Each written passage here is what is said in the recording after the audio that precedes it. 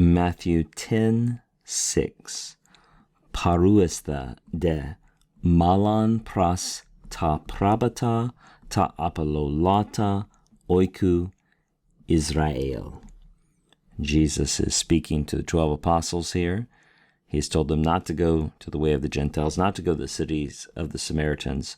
He says, but go rather to the lost sheep of the house of Israel, right? So during Jesus' earthly ministry, we see his ministry of himself, his disciples focused on the descendants of Abraham. We see at the end of the Gospel of Matthew, Jesus says, go make disciples of all nations. Let's look at this word paruesta.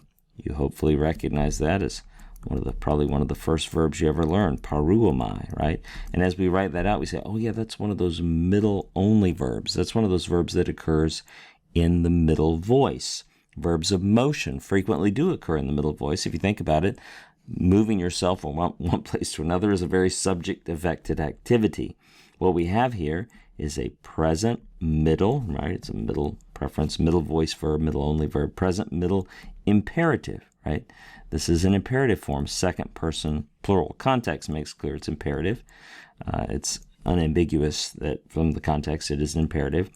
And we have this de from the context also, only context determines this is somewhat contrastive, right? Because before, don't go here, but rather, malan, but rather go to the sheep, not just the sheep, but the lost sheep of the house of Israel. This word lost, you can see the article there is hooking it to modify the neuter accusative plural word sheep, right? Go to the sheep. What kind of sheep? Well, here's a participle. It's from the verb apalumi, right? Apalumi, which is in this context here, we're translating as lost, those that have been lost, and it's a perfect active participle, and as we noted, the article does the rest of the work for you. It's neuter accusative plural. What kind of sheep?